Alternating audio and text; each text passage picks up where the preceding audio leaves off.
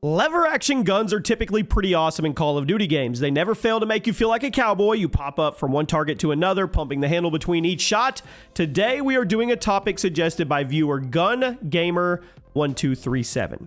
What is up, everybody? Jimmy or Chaos. Today, we are going to be ranking every single lever action weapon in COD history, from the worst to the absolute best. So you let me know which of these lever action weapons was your favorite to use. Drop a like on this video. If you like these big gun ranking videos, we've got some more we've done recently. Check them out if you haven't, and let's get started. The bottom of the barrel, dead last, has to be the lever action in Advanced Warfare. I never really understood this gun.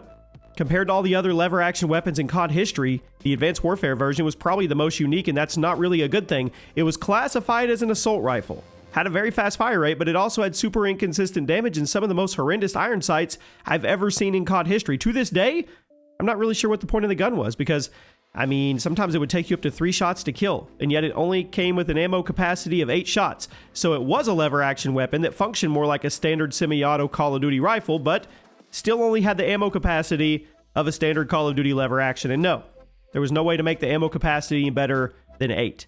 The lever action was widely seen as one of the worst guns in Advanced Warfare back in the day. I think it's a pretty obvious pick to be at the bottom of the barrel for this video. Next up at number 10 is the Lockwood MK2 in Modern Warfare 2 2022. That's a lot of 2s. The Lockwood is a pretty awesome rifle, featured a decent one-shot kill range with a relatively quick rate of fire for something that's capable of an insta-kill. The gun was a remake of the MK2 carbine from Modern Warfare 2019, which we'll talk about a bit later, but was heavily hindered by the movement system and map design of MW2 as a whole.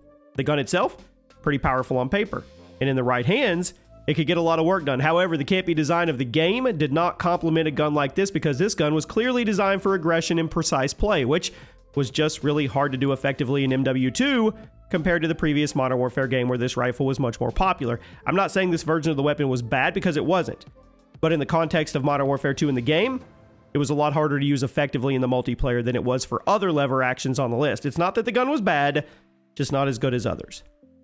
At number 9, the Model 1887 in Modern Warfare 3 2011.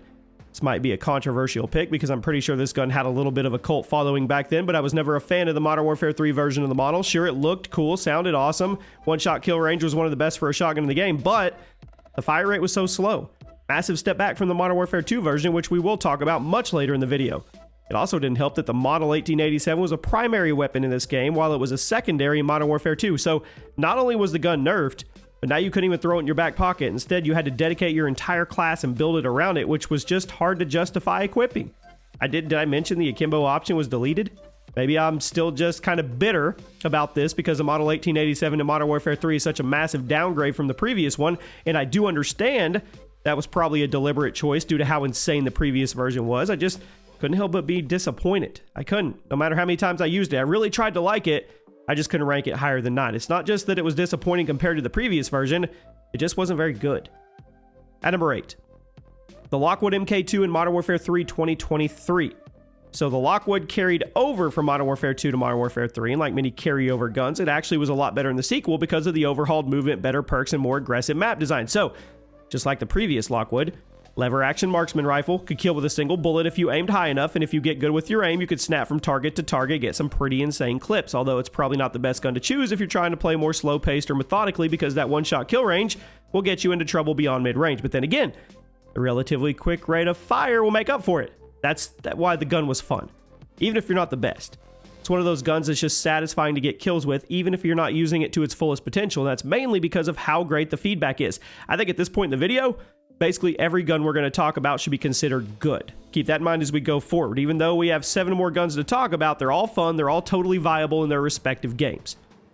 At number 7, the 410 Ironhide in Black Ops Cold War. One of the least popular guns in Cold War, and yet I think it was pretty good. In fact, I think it was one of the more purely cool guns in the entire game. It certainly didn't hurt that it was also pretty powerful in the right hands. Now, despite being classified as a shotgun, the 410 Ironhide is basically the MK2 from the Modern Warfare games. Features a very small hitbox, pretty solid one-shot kill range if you keep your aim above the belly button. But what gets at the higher spot is Black Ops Cold War had a relatively long time to kill. So having a very fast-handling one-shot kill weapon in your hands was pretty valuable. On top of that, the game's movement and perk system complemented this gun a lot. It did, unlike in Modern Warfare 2. I would argue that it was actually better here than it was in Modern Warfare 3, despite the game being technically faster paced.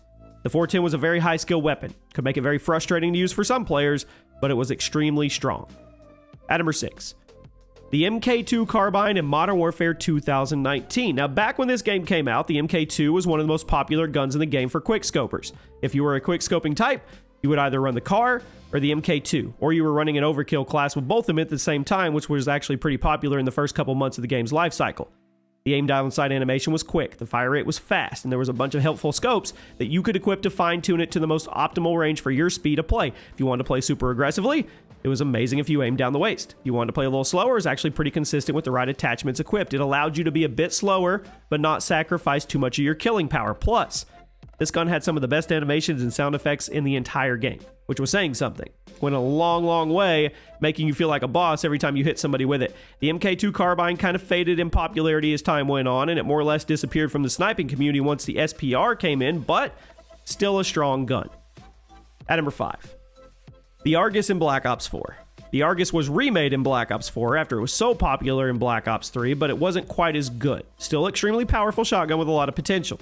Shotguns were secondaries in BO4 as well, which made it kind of easier to come to grips with the fact that it was a much weaker version of the fan favorite Black Ops 3 shotgun that we'll talk about soon, but the Black Ops 4 Argus still had a lot of sauce in the right hands. It was an amazing weapon in hardcore game modes where you could run around, treat it like a primary, one-shot people from ridiculous distances because of that ultra-tight ADS hipfire spread. The Argus could take a huge chunk of enemy health off with a single shot. You could even get one-shot kills pretty consistently if you were willing to put work into your movement skills. So even though it was noticeably weaker than the Black Ops 3 version of the Argus, the BO4 version deserves a spot in the top 5. I think it does. At number 4, the lever action in COD World War II. Sledgehammer's lever action from Advanced Warfare returned in their next game in COD World War II, but it had changes. Obviously, the weapon model was more old school since this game takes place roughly 100 years prior to AW, but the biggest change was the fact that it was now a sniper instead of an assault rifle, meaning it had a much slower fire rate, a proper sniper scope, and could kill with a single bullet to the upper chest or head. Now, compared to other snipers in the game, the lever action was weaker. It was hard to get consistent one-shot kills with, but it also had one of the fastest fire rates in its class, and it made it capable of insane gameplays and kill feeds in the hands of somebody that knew what they were doing.